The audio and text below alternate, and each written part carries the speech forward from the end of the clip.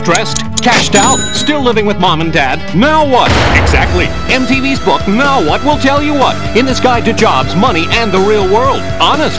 Sharpen your focus on the future. I'll think about that tomorrow. Learn how to find a room of your own. Most certainly. Become a job-hunting genius. MTV referred me. And win the battle with the budget monster in all its forms. I am going to eat you. Job surf, move up, and feather a nest in MTV's Now What, the book that will show you the ropes.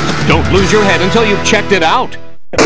This is a true story. True story. Of 4 real-world casts brought together to answer the question, was it real? The Real World Reunion, Inside Out.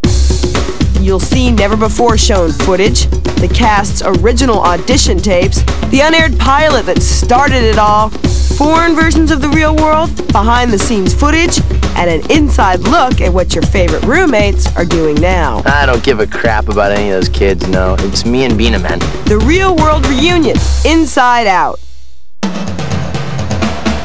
I want my MTV! I Want My MTV features the very best of MTV's revolutionary on-air promos.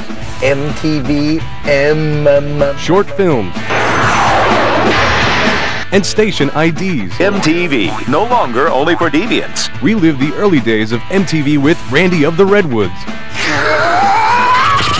Dennis Leary. Never do a drug named after a part of your own ass. Toby Huss. Insane in the membrane. And rediscover how MTV changed the world with I Want My MTV. And the world is like, thank you, America. Thank you for the MTV.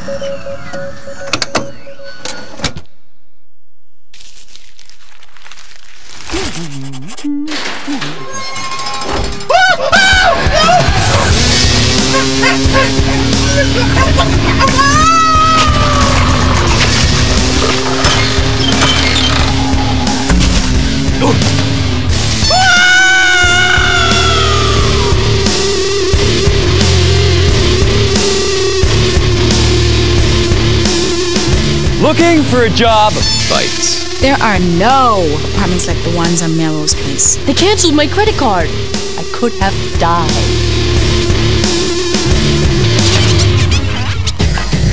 Did you ever notice the media only seems to report bad news? Look at this. Recession, unemployment, downsizing. It's a wonder anyone bothers to get out of bed in the morning. I can't stand it! Now, I'm not suggesting it's easy out there. It's tough to get started. But it's also an exciting time. A time of freedom when we're on our own and responsible only to ourselves. Now's the time to take chances, explore your options, and have fun. It's great to have choices, but sometimes it can be a little bit overwhelming. A lot of people worry that one wrong decision now is going to screw them up for the rest of their lives. So they get stuck into thinking that it's better to make no choices than the wrong one.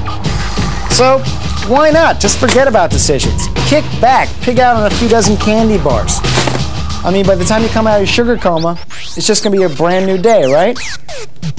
I don't think so. I graduated high school 3 years ago. I figured what I needed to get a job in the music business was some real experience instead of a degree. So I've been working at a restaurant to pay my bills while I try and connect with somebody in the business. I'm 24 and I've been working as a media buyer for 2 years now. I finally got a raise, so I can finally afford to move out. Yes! I like paralegal work, but I really want to study law. Problem is, I kind of got into trouble with one of my credit cards. See, I make an okay living, but it's never enough to cover my student loan and my bills, and still save money. At this rate, I'll never get to law school. What are you going to be when you grow up? Have you made? What are you going to be when you grow up? Got to plan Have you made ahead. a decision? What are you going to do with your life? What are you going to do with your life? What are you going to do? What are you going to do? MTV conducted a poll of high school and college graduates to find out what concerns them as they prepare to leave school and make a life for themselves. Now, the results of our poll show that most young people just starting out don't know for sure what they want to be. They're not even sure what their options are. And that's the point of this show. The reality is, we are a work in progress, and all of our experiences, good and bad, will only add to what we can bring to the table in our jobs, our relationships, our lives. It's actually more legit not to sweat the long term. One trick is to figure out some goals for right now and see where they lead you. I always thought that I was going to be an engineer, actually. I didn't think I was going to have anything to do with sort of creative design process, and I got as far as getting accepted into an engineering program. But I realized that what I really enjoyed about engineering was the designing things, and that's not what engineering is all about. We usually get lost when people are trying to choose a career, choosing nursing just because, you know, it's such a nice profession, it's so humble and everything isn't the right way to do it. You have to be in the environment and get the sights and the smells and get a true feel for it to be in the clinical experience, I think. Working for other people all the time, every day. Every job I had relied on somebody else hiring me, you know? Can you imagine going through, like, daily going through interviews, daily trying to get a job? So it was so neat to just go, whew! Doesn't matter what I look like, doesn't matter if I have this, I am doing it. It's my business, it's gonna succeed because I've put the energy into it. My partners are putting our energy, it's gonna work because we're doing it. You know, we don't have to rely on someone else to go, yeah, she's cute. Really research what you want to do, get a feel for the environments, listen to people who have been in the profession for a number of years, look at different options there and diversify. Don't go into just one thing. Especially these days, the more marketable you are, the better off you will be. This may not be what I want to do for the rest of my life. It's what I want to do right now, because it's the most interesting thing that I see right now. 10 years from now, I may have had enough. It depends what the industry does and what I do with the industry too.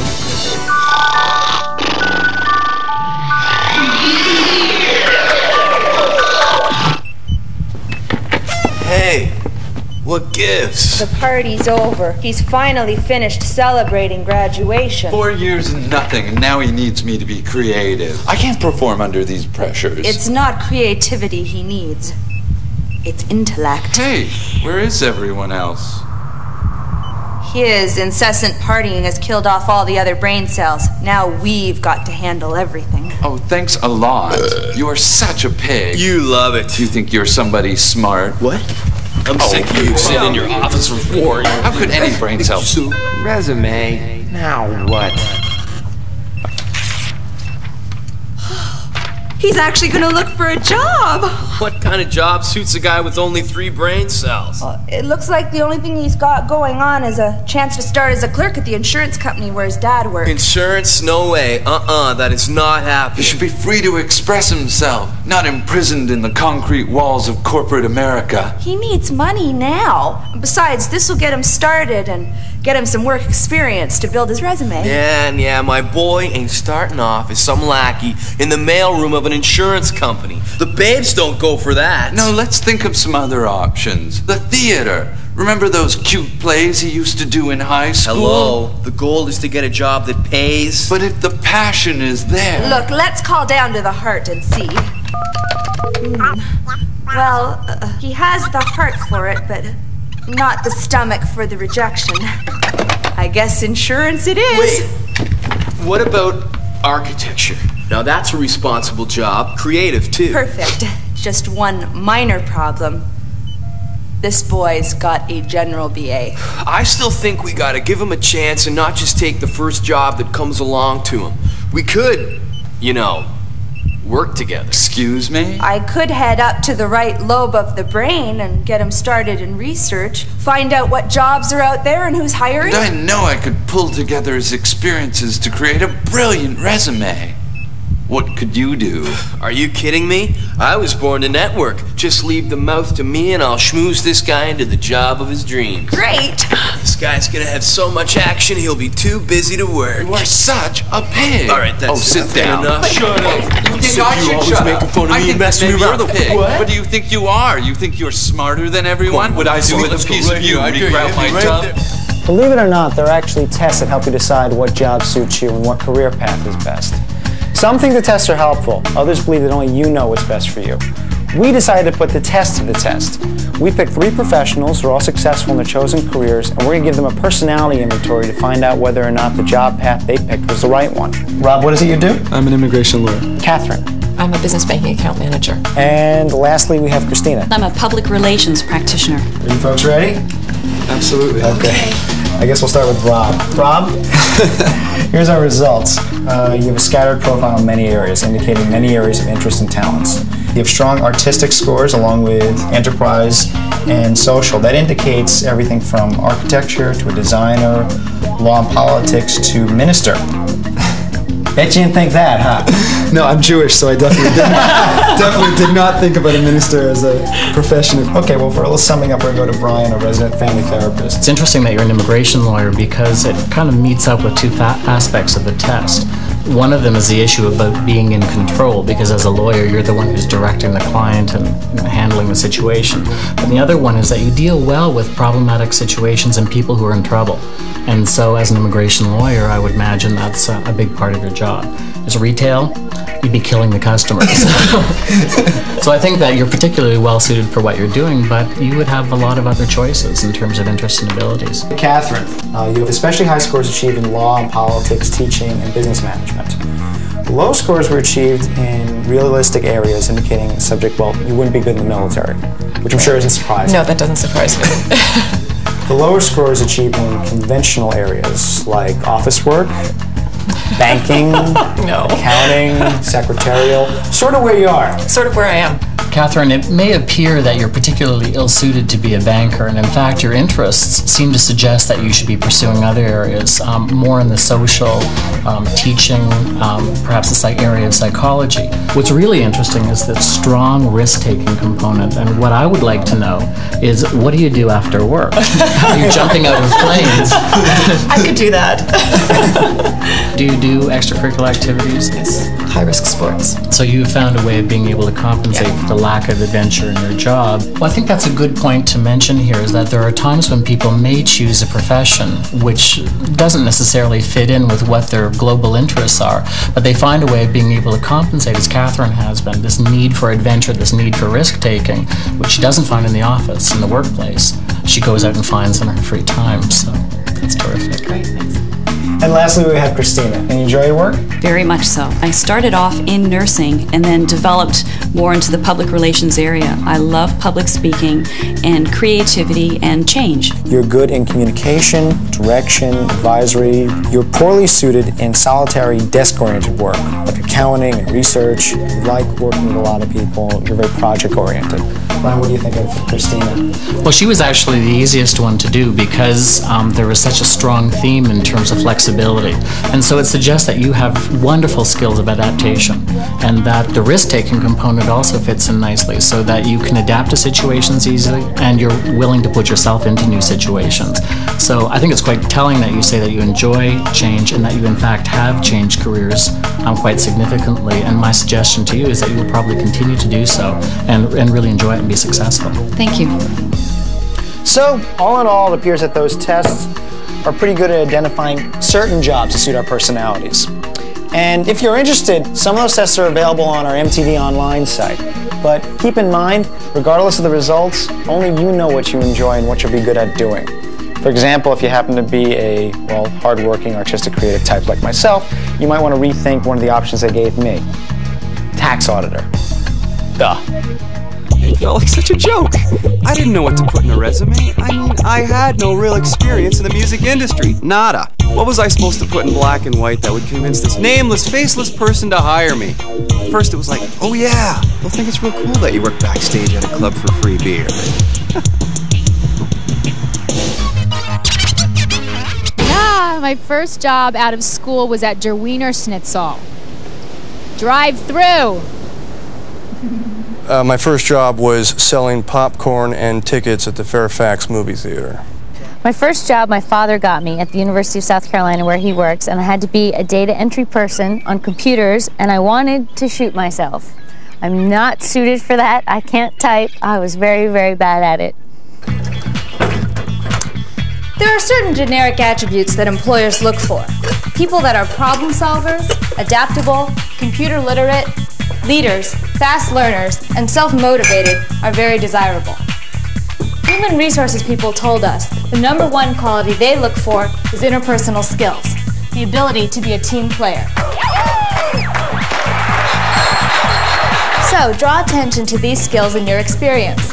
Playing ball and supporting the team is important in business, so give examples on your resume that show teamwork, like organizing your school's food drive. Anyway, I tried to make the most of the experience I did have. I was good at managing the craziness backstage. Back off, bud! So I knew I could handle pressure. I wrote about my library of alternative music, too, to show good organizational skills, and my interest was real. I didn't lie, tell the truth.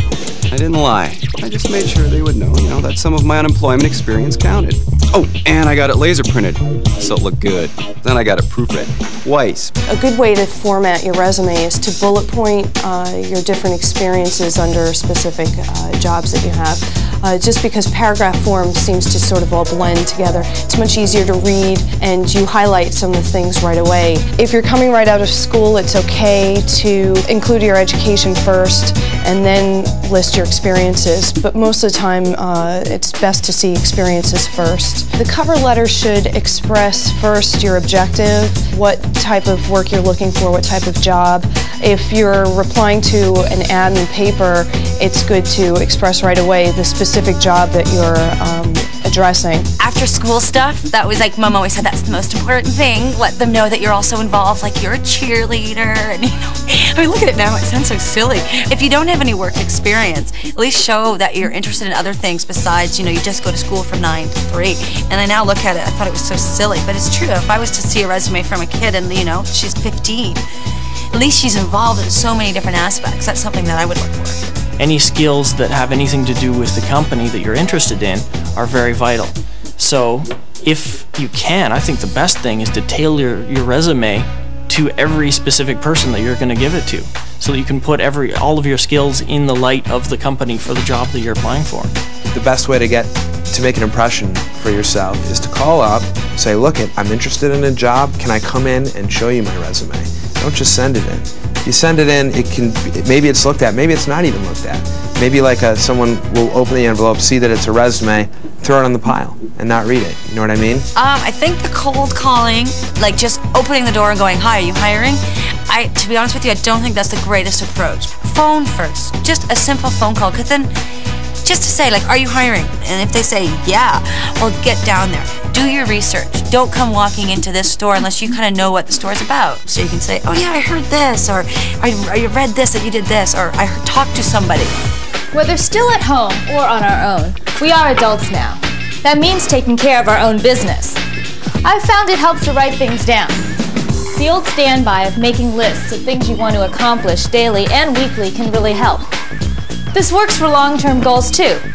Try to visualize where you want to be 10 years down the road. I know that seems impossible when you're not sure what you're doing tomorrow, but it's amazing what comes up when you let yourself dream.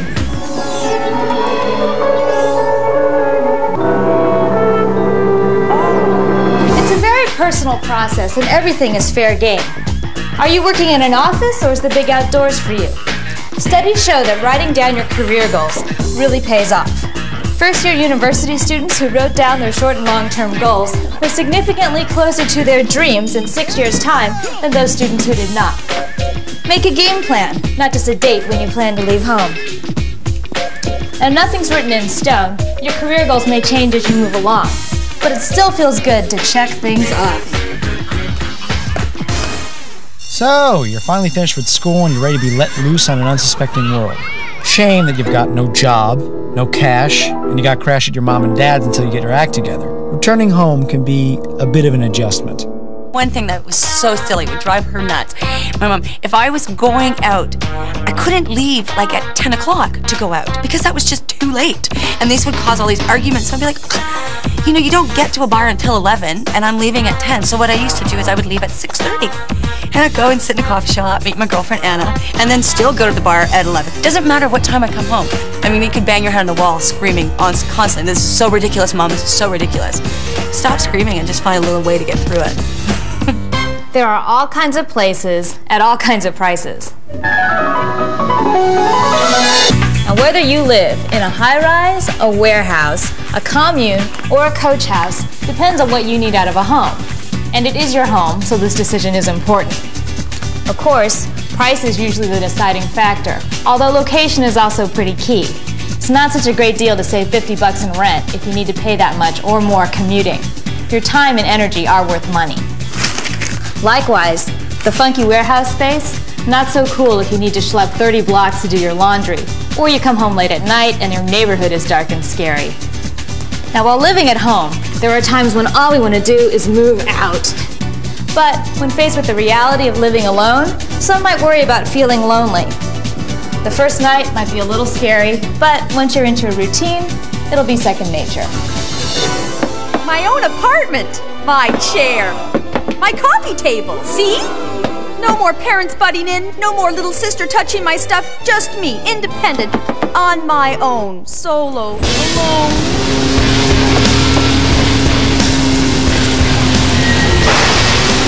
I did everything that I could to find a place.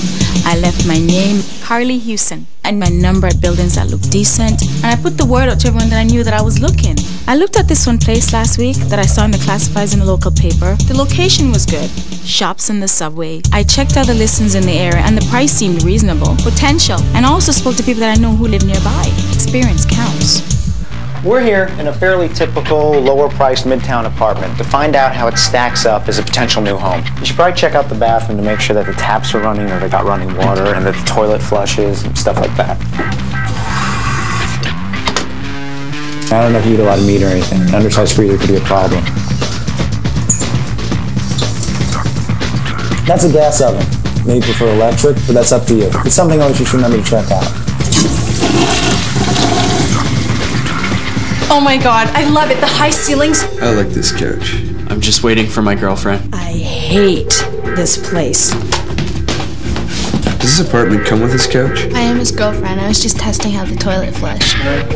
You should really check those kind of things. Paint is peeling. It is beautiful. The toilet flushed really well. I didn't see any bugs crawling around. Check everything. I've been looking forever for a place with hardwood floors. There's no carpet. The floors squeak all the time. I hate hardwood. The windows are huge. They're like this big. The windows are so tiny. It's like a prison or something. This feels like home. The only thing it's missing is Mom. The view. Let me tell you about the view. The view. Great view, I liked it. I hate it. I hate that crack house though. I don't feel safe. It's a nice neighborhood. I'll take it! The place makes my skin crawl. We hate it. Okay, so let me get this straight. You do like this place. I love it! The main thing to remember before hitting the pavement to look at rentals is to sit down and figure out exactly what's important to you. Make a list and bring it with you as you look. Check off what meets your needs and what doesn't, and then decide. I mean, for example, you could probably live without the jacuzzi, but no shower is another matter. I think one mistake that we made is that we tried to do too much. We tried to renovate the place that we were working in and living in, as well as work in it and live in it. And it just was too difficult. You want to make sure that all of the furniture that you're going to be bringing with you is going to fit into the space, and that the space will accommodate your lifestyle depending on how many people are going to be living in the apartment. For example, is there 2 bedrooms, or is someone going to live on a sofa bed in the living room? The landlord sometimes will pay to have new carpet laid, and usually you can repaint. If the finishes in the apartment are really not to your liking, then you will be investing a fair amount of money. So just discuss those sort of things with your landlord as you're looking. Cleanliness, I think, generally in the building is another important thing to look for. Even the public spaces as well as your own apartment. Make sure all plumbing fixtures and appliances are all working, because you don't want to, have to be putting money into that, or even going through the hassle of having to repair or replace those things. The moving truck alone was really expensive. Here's 3 kids fresh out of college expecting to spend not too much money, and it amounted to big loans from the parents, which I still have to pay back. I met this guy at a party, and he told me about a computer store that was hiring. I sent in my resume and then followed up with a phone call. and I got an interview. The store specialized in hardened software for musicians, the digital domain. So I read up on all the latest trends. I was pretty nervous. I even timed how long it would take me to get there by going down the day before. Be on time gave me a chance to check out the dress code, you know, make sure I didn't overdo it. A three-piece suit wasn't necessary, but the nose ring had to go. You ever notice people look a lot like their dogs? Or is that the other way around? Does the type of dog you own say something about who you are? Whether you're fun-loving, mean, friendly, uptight. It may not be fair, but we all make judgments based upon appearances. It's like your mother used to always say, you never get a second chance at a first impression. Yeah, it's corny, but it's worth remembering, especially if you're looking for a job. Even though all of us would like to think otherwise, we all form some pretty definite opinions of people based on their appearances. So, with that in mind, we put together a portfolio. Pictures of people, all equally qualified, who are looking to start a dog-sitting business. And, well, all we want to find out now is who will get hired. Excuse me, dog owner. Excuse me. Out of these people here, can I ask you a question? Sure. Who would you trust to dog sit? Who would you choose to watch your dog out of these people? I'd choose this lady. I'd probably pick her over everyone else, yeah. Probably this guy here. This guy here? This is the guy you choose? Mm-hmm. This guy here? Yeah. She looks really friendly. She looks like a good dog person. So you would pick someone based on the fact they look friendly? Yeah. Friendly and a dog person. That's what I said about Manson. We know what happened there. Her? Yes. Why her? This looks familiar to me, or like a familiar face, I guess. She seems competent, yeah, by the look in her eyes. And someone needs to be competent to watch your dog? Yes. I would think so, yeah. Well, what does your dog like to do? She likes to play, likes to talk. Well, actually, does look like the type who would talk to dogs. She just looks friendly. Just the looks. Has a dog himself, probably. And being friendly is something that someone needs to watch your dog. Yeah. She looks friendlier than her, or friendlier than this guy. This guy looks friendly. Does this guy look friendly? He looks friendly, He's a sweetheart. She looks like someone who I could really trust. This guy I don't think I would trust. So you'd pick these three definitely over this guy? Yeah. Well, what makes them friendly and what makes him unfriendly? I don't know. I don't know if it's his hairdo or... He's got the hairdo of a dog person. He's got the hairdo of a dog. Looks like the dog-faced boy. He looks like someone who would probably eat her or kill her. As a general rule, it's a good idea to make the most of what you've got without going to any one extreme. You should draw attention to yourself through your talent and through your work, not through your appearance. First and foremost, no matter if it's a very creative position, a very relaxed company, or a very corporate setting, you always want to be dressed appropriately and professionally. It's like nitty-gritty. What you wear really says it. And that's, a modeling thing. If I was going for a job for this, you would dress that certain way. If it was the age group, 19 to this, I'd dress that way, whatever. And I think that's the most important thing in an interview, your first impression. If you come in and ripped up jeans or whatever, and then you can convince them you're great, you may lose that chance. It's not the greatest thing, but that's the truth. It's really where it's at. Okay, Parker, let's start from the beginning. You said you sent resumes to Stroh's, Anheuser-Busch, Pabst, and Coors. Why? Because they're all big, successful companies. They'd look good on my resume. And I like the fringe benefits. It might have been wiser to start off a little smaller. How about that little brewery in Ohio? I hear they're hiring. No. Our boy Genius here thinks that he should start at the top. Never mind that big corporations are laying off thousands of people. It's called research, buddy. You might want to try it sometime. Read the business publications. Find out who's who and what jobs are available. Show a little initiative. Let's get back to the day in question. Where were you on the afternoon of the 15th? I had an interview. Prove it. Just ask the human resources guy. He'll remember me. How can you be so sure? Because I told him my whole life story. You're supposed to go in and describe how you can benefit the company. Keep your comments brief and to the point. It's not only what you say, but how you say it. Did you ask intelligent questions? Yes. No, I don't know. I asked about salary and vacation time. What about job description and opportunities for professional development? I'll bet you didn't even think to send a thank you note as a follow-up. I didn't know what I was doing, okay? This job hunting is driving me crazy. You gotta believe me. You make me puke. It's all over, Parker. Come clean and it'll go easier for you. Admit it. You walked into a perfectly good interview, and in cold blood, you killed your chances of getting a job. All right. I admit it. I did it.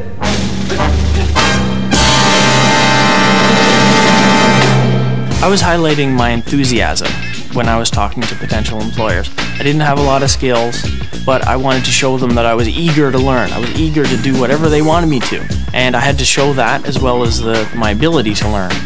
He asked me a lot of killer questions like, what are my weaknesses? I had all my strengths down, but weaknesses? What do you say? Perfectionist? Give me an example of a conflict you helped to resolve. And what was the toughest decision you ever had to make? I told him the toughest decision I've ever had to make was how to answer that question. He asked me why I wanted to work there, gave me a salary range, how much? But I knew enough not to push about that just then. How much? All in all, I think I did okay for my first time. The only thing was I didn't ask him any questions. If you don't have it all on your resume or whatnot, you have to be able to convince the person that you are right for the job without going, I'm the best in the world, hire me. How to prepare for an interview would involve being very familiar with your resume and exactly what you've put down as far as the points of your experience. Another good way is to role play with a parent or a teacher or a friend and go over some typical questions that could be asked. Really, build up your experience, be very confident of, your past experiences and your education and how that applies to the job that you're interviewing for. Being a little too enthusiastic can go against you. Make sure that you're enthusiastic without being desperate. And on the opposite side of that is taking the interview too casually and not being interested enough. Send a thank you letter and have good follow-up without being too persistent. Trying to act like you know stuff and then you kind of get caught on it, I wouldn't fib in any of your, you can maybe stretch the truth a little bit. Whatever you say, make sure you can back it up. My worst job was actually working in a fudge shop as a fudge maker when I was in high school. And I had to wear a name tag that said Fudge Maker Ed and a brown apron and a brown cap, and I had to ring a bell and say, "It's fudge time!" And I did that in this mall where these really cute girls were walking by. You try to get a date when you're Fudge Maker Ed. It's brutal. It was so embarrassing. I'm in the store and I find a really great shirt. So I take it up to the clerk and I flash the plastic. Charge it. Bad idea. There's a problem. The people behind me in line are getting impatient. So the clerk comes back and says, there's a problem, that my credit card is no good. And she's pulling attitude and she whips out her scissors and cuts up my credit card. I could have died. I think the key to using a credit card effectively is you have to think before you make that impulse purchase. There's nothing like getting that card in the mail and saying, I can go out and I can spend and I can buy something big. I think you have to think long and hard about what you can afford to buy. Think about the high interest rate which you're paying on credit cards, and that could kill you. Thinking of a credit card as a financial tool is a good way for a young person to build credit. Most of us are not great at budgeting, probably because we never really had any money to budget. Now that we've got some cash flow, it's a good idea to find out about how much is coming in versus how much is going out. There's some good computer software out there for personal finance management, or you can just keep all your records in a little notebook. One thing's for sure, system only works if you stick to it. The hard part is committing to a budget. Once you're in a routine, it gets easier. You might even find you can put some cash away. The earlier you can start saving, the better. Living month to month is like walking a tightrope. One slip and you crash. It hasn't been good as far as credit goes, and I'll tell you why. When I was in college, like a lot of other kids, I messed my credit up. I wouldn't pay the bills, it would be in my name, and I'd say, screw it. All of a sudden I get out of college, my credit rating was right down the pooper. I couldn't even open a bank account, not even a savings account. So every day when I'd get a paycheck, I'd have to run to the check cashing place down the street. Can't get a credit card. Still to this day, I don't have a credit card. So the first priority for right when you get out of college, if you have any unpaid bills, should be to pay the bills, because now that I don't have a credit card, I can't rent a car, which is important in New York City if you want to get away. I can't order anything over the phone, an airline ticket, nothing like that. So I learned my lesson the hard way. I get it. I sat down and tried to figure out where my money was going. By dividing my expenses into categories like rent, entertainment, food, and taxes, I got a better handle on my spending habits. Like, I finally figured out that the phone and electric bills arrived on the 30th. Duh. After a couple of months of trying to balance my checkbook, I figured maybe I was living a little too well. I think the best approach to take in starting a savings plan, and if you have the ability through your company and their payroll department, is ask them to take out a piece of your pay every week and do a direct deposit into a savings account. This way you don't see the money's not there, you don't have it in a drawer somewhere and saying, I'm going to put this in the bank, and something else comes up and say, well, I can go out with my friends and I have that extra $25 that I was going to put in my savings account. I'll do that next week. I'll put in $50 next week. You know and I know that's never going to happen. So the best way to do it is have a direct deposit from your paycheck. So I finally found a place that I really liked in a good neighborhood. I could walk to work. Major bonus. It's a 2-bedroom, but I figured I could actually save money if I lived with a roommate. My friend Joanne and I kind of tossed around the idea of living together. So I called her up and she says to go for it. So I did. Of course, I had to act quickly, so I signed the lease and put the money down for the first and last month's rent. If you're going to be in a roommate situation, it's a good idea to make sure that all roommates sign the lease. It's a legal contract with your landlord stating the commitment you have to each other. I do. Now, if it's your name on the lease, then you bear full legal responsibility, and you could get stuck. Now, that's not to scare you off signing a lease. It's there for your protection as well as the landlord's. The lease should clearly state for how long, the monthly rent, and what it covers. Most leases also have sections about pets, storage, security deposit. Read the lease carefully and note in writing any changes or additional arrangements like repairs or improvements the landlord's going to make. Don't hand over any money without a lease. If a landlord is pressuring you to move faster than you're comfortable, take a pass. So I was going to be sharing this great apartment with Joanne, and I'd signed the lease and laid down some major money.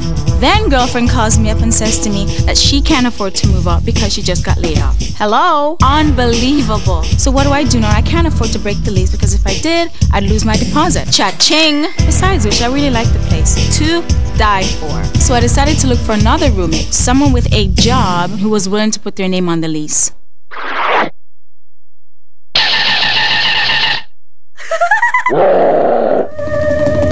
I placed an ad in the community newspaper, and it was really, really cheap. And I put up an ad at my old school. I got a ton of calls, so I wrote up a bunch of pointed questions to screen out the losers. Please! Losers. A couple of things like, do you smoke? What kind of music do you like? What are your normal hours? Stuff like that. If I liked them on the phone, I decided to meet them at a coffee shop. Safe and neutral. So I sipped my latte and I spoke to about a dozen people. I was totally honest about what it is that I wanted. I figured if there's going to be any problems, it's best for me to know roommate up front from right here, hell, and right now. Now, when thinking about roommates, you may think of me, Judd, Corey, Rachel, Mohammed, Pedro, and of course Puck, and wonder what to do if you're going to be in that situation. The real world. San Francisco. Shut up! You! I got no time for this. I know you like that. It's so short and you get old fast. I know you like that. Deal with it or not, but I'm not gonna change. No, I'm here to be me, and I'm not gonna change, man. I like me. We asked Puck to leave because he didn't respect the other people that lived in the house. And that's probably the one thing you need to make any roommate situation work. So the computer store offered me the job as a junior clerk. He liked me. I figured at least it was in the music business. Kind of.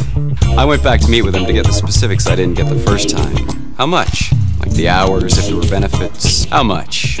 What exactly I'd be doing. How much? When I might get promoted. Stuff like that. He wanted me now, but I needed to give 2 weeks' notice to the restaurant where I was working. My first job was landscaping, and it sucked. Bad.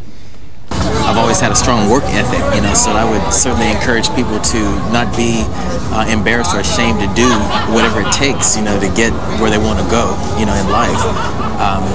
Because you never know when you're going to have to fall back on those skills, working at McDonald's or wherever, And I did it all, washed dishes, turned hamburgers, did fries. When I used to work at the meatpacking plant, underneath the meatpacking plant, there's a thing called rendering where it's all the stuff from the pigs, you know, goes to, and that was the worst smell I ever smelled. Although I got pretty used to it, and it kind of, you know, it was my job, so it kind of reminded me of getting paid, you know. So it was a good kind of a smell towards the end. I miss it.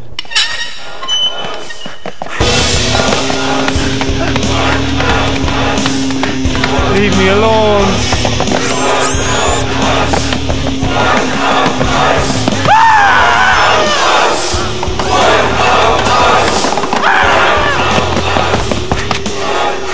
Oh, thank God I found you. We gotta get out of here. They're everywhere and they're after us. Don't worry.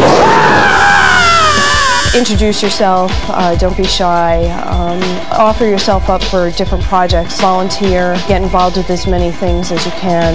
If a company offers computer classes, take advantage of them, know as much about the computer as you can, whether it be word processing, some sort of presentation packages, spreadsheet packages like Excel.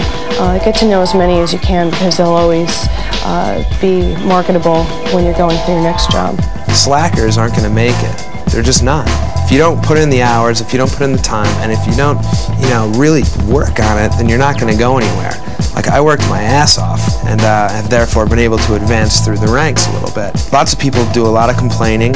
When your boss asks you to do something, he's not asking you to do it to punish you.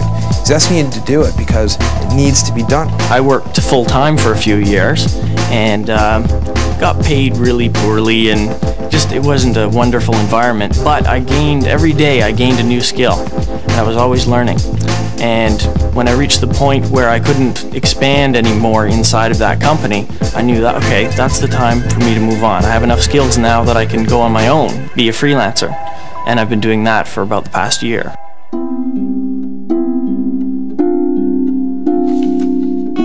Moses to reception. Moses to reception.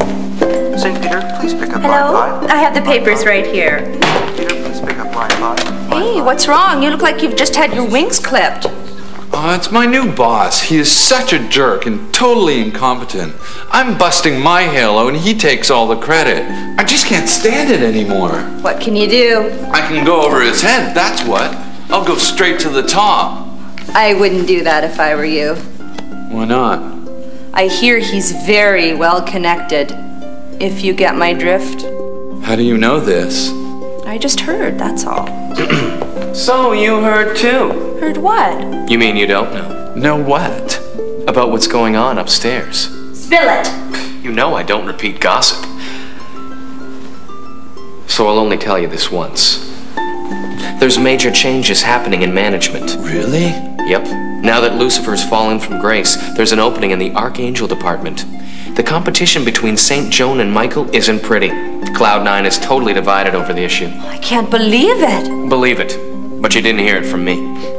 So who are you behind, Joan or Michael? I don't want to get involved in office politics. Well, you might want to start. If Michael gets in, there's going to be some major changes around here. Changes? What changes? Downsizing, layoffs, early retirement, you name it. The big guy's really cutting back. Retirement? We're angels. I thought this was retirement. I'm telling you, I heard it from Al, who heard it from Lou, who heard it from St. Peter, and he should know. Oh, God! Who's getting cut? Word is that the PR team's on the way out. But I'm in PR. You are? Gee, that's right. Don't worry about it. I'm sure it's just a rumor. What's gonna happen to me? Well, it's every angel for himself. You should see what's going down with Gabriel.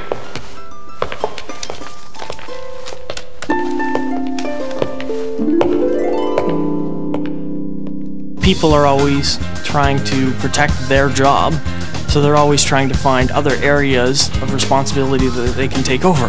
So you have to make sure that you are solid in what your job is and make sure that you do that as effectively as you can. I like to try to let it go in one ear and out the other. Because the minute you take a side, then you've got a friend, and then you have a potential enemy too. FYI, you're going to want to be on board with this latest initiative to maximize your collateral and massage your retention of the market penetration. Once you've got your ROI and your COA, then you can interface with your team to bring them in the loop. ASAP. What was that all about? Beats me. I just asked him what's up. I guess he told you. So I decided not to take the job at the computer store. Basically, I would have been in the back moving stock, cleaning up, doing odd jobs. Right. All the other staff had been there for years, so as far as meeting other musicians went, not. Yeah. Besides, it was far from my place, and I don't have wheels. No deal. But it wasn't a total waste. I went to a couple more interviews and found I got better at them every time. Aced. When I interviewed for the job I have now, man, I blew them away. Well, the stability was nice. I knew that I could go in to work every day and get a paycheck every 2 weeks. That was very nice, and also the fact that they took me in when I didn't really have that many skills, and that they're willing to let me learn on the job. That was great. I made more money when I was casual and getting the money in lieu of benefits as opposed to going full-time because they take so much from us. It's such a shock, the gross versus the net. But after a while, you get used to it. Before, I just used my bank to keep a checking account. I never even looked into my options. Shop and compare. I figured I didn't have enough money to make it worthwhile. Turns out, I was paying for services that other banks provide free of charge. Free! Location is important, but with ATM machines all over, that's less of an issue for me. I got referred to the Credit Counseling Centers of America. It's a free service to help me figure out a financial plan. A lot of young people, when they're starting out, really don't focus on what happens if they build up a lot of credit card debt and they don't have the ability to repay it. That could haunt them in their adult years, particularly when they're looking to buy that first house or that first car. They may be turned down by a bank because of their poor credit card rating. I think the first thing that you should do if you're already into credit card debt is take the credit card and cut them in half. You should also make arrangements with all the credit card companies and let them know that you are having financial difficulties. If you're not paying your financial obligations, they can garnish your salaries, they can garnish your savings account. And that's one thing that I really learned was money management, you know. And of course you always forget, you know, those weeks when you're like, whoa, my God, I'm so rich, you know, going for a massage. And then the next week it's like, can I borrow a cab fare, you know. It's how a lot of people get into trouble. They have a credit card, an empty apartment, and a vision. What have I done? When I went back to the place that I'd rented, it was so depressing. I didn't remember it looking so drab, and it was a lot smaller than what I remembered. Like I had no money to fix it up and nothing to put in it. Actually, our whole apartment was full of furniture. We got a sleeper bed right off of the street, carried it up to our room. We got a dresser and an entertainment center. Measure up the space and do yourself a furniture layout. As you're shopping for the pieces that you don't have, you know that a 4x4 coffee table is really going to be too big. Do some sort of junkyard shopping and find accessories and sort of, you know, more funky pieces to accent the big pieces that you've invested in.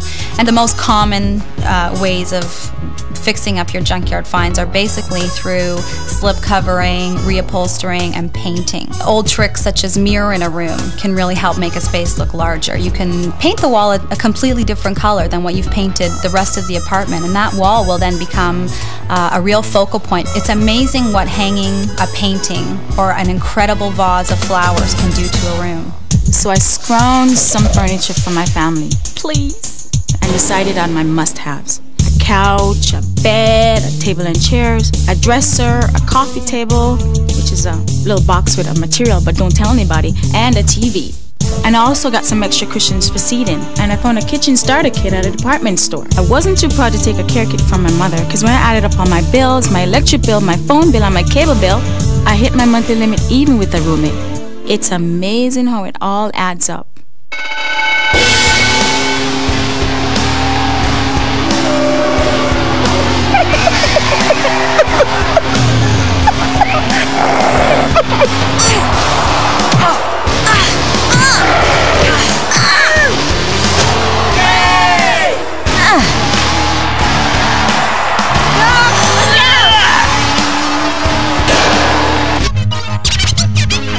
Always keep your dreams alive and never let no one tell you what you can or cannot do. Exactly. You know.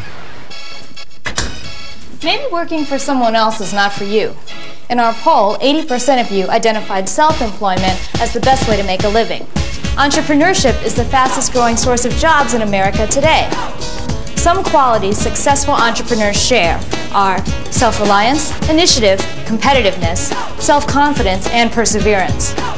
Before you start your own business, do your research. Like who's going to buy what you're offering and why, and how are you going to support yourself and finance a company when you're just starting out. Freelancing really appeals to me just for a number of reasons. First is just control. I have complete control of my environment. Secondly, I get to choose what people I'm around. The last thing is I can choose where my skills are taking me. So the whole concept of the store basically is taking secondhand clothing, updating them, and redesigning them. Poof. It's a brand new outfit. Since I'm freelance, I have to have new clients constantly. And every time that I want to get a new client, I have to go through the whole job interview process all over again. We always look at pre-loved, we always call it a 5-year to even a 10-year investment. I mean, none of us are taking salaries from it. So we all have sort of sideline jobs that we're doing. Rena cleans houses. Definitely, we probably won't take a serious, quote, salary till I'd say 3rd year. And that's what we all knew when we started. And we were ready for that. And that's what we wanted, to put our energy and our excitement into something and not have an instant reward. But the reward we know will be there.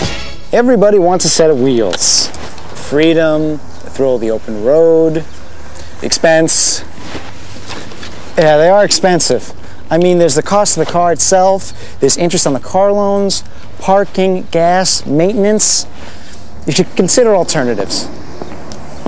Hey, don't knock it. It's cheap, zero maintenance, and it's environmentally friendly.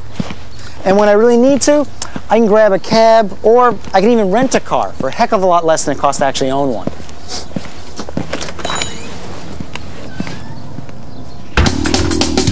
So now, I have a new bank. I chose it because it had the best selection of services that I would use, but mostly because I like my account manager. She even arranged for me to get a low-interest credit card, so I can start fixing my credit. I go out less, I cook, I try not to impulse buy, and I'm a lot happier because I'm not in a constant panic over money. Who knew? The options available to you in investing your money, the first one that comes to mind is a savings account. As that sum of money starts to grow, other options become available, such as mutual funds. You should also keep in mind that if you have some money and that you want to put in the stock market, that's another option available to you. A lot's happened since I was on the real world. Like, I'm a doctor now. I have some free advice. Healthcare coverage is an expense you don't want to overlook. Now, if you're employed, your benefits package should include health insurance, but programs vary greatly from company to company, so take some time to read up on it and know exactly where you stand. Now, if you don't have coverage at work, you need to get it. Your parents' plan may cover you till you're 23, or you may be eligible for a group plan through professional or trade organizations. Once you're covered, know your plan like the back of your hand, because when you need it, it's too late to ask. For more information on insurance and your options, you can call the Insurance Information Institute at this number. Okay, you can congratulate me. I got a job! Yeah, I'm working at a recording studio. It's pretty cool. I'm just a gopher. I basically do whatever needs to get done, but there's not a lot of staff and they're really busy, so I'm doing all kinds of things. The pay's not great. How much? But what else is new? But I will get some training on the equipment. At least I'll learn something and I'll make lots of contacts. I like the environment too. Professional but relaxed. This is good. This is very good. Do what you enjoy.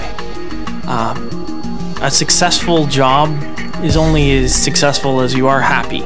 You may be making lots of money, but what good is it if you're infuriated 8 hours a day and you're just stressed out of your mind and you're not enjoying life? If you do what you love, then the money will come later. I really live by what's called the 1 second rule. It just takes 1 second for your life to change completely. So you have to live for now and enjoy your life. Once you set your goal, then you can just work towards that. Once you reach it, then you're really happy and proud of yourself. It doesn't have to be like one goal. You'll have an ultimate goal. Then you can have little minor goals along the way, Just do it. Sit down, I think I want to do this. Well, get up, go to the library, figure out what it is, what you need to start, and then do it. So, now that you've watched our show, you're probably ready to move out, get a job, and get hopping on that investment portfolio, right? Well, it's not quite that easy. We've only touched upon some of the issues that'll give you a leg up in getting started. Sure, it's a tough world out there, but so are you. And you're not alone. You've got friends, family, acquaintances. Rely on them to provide advice, put in a good word for you, or just kind of crack through that schmooze factor. And you can also rely on the wealth of information that's available in this big old world. There's libraries, alma maters, government agencies, and of course MTV. We've set up an online site to put you in touch with these resources. So, surf the net, catch the wave, and ride it to the future. Thanks. These years are the best. We're old enough to be taken seriously, but not so old that we won't be forgiven if we're a little off the wall. We have the time and the opportunity to explore and take chances. Now, some experiences will be fabulous, others not so great, but they'll all color and enrich whatever we do in the future. Use this time to push the envelope a little farther, try those things you've always dreamed of, and relax. No one else has everything figured out either. Take care. Good luck. Excuse me. Hey, you mind? Pardon me. Hello. Can I get through? Excuse me. Keep the way clear up there. Can I make some room for me? I'm coming through. Hello? You mind? Pardon me. Hello? Excuse me. Pardon me. You mind? Keep the way clear, would you? Can I get through here? Someone open up. Open up. Can I get through here? Do you mind?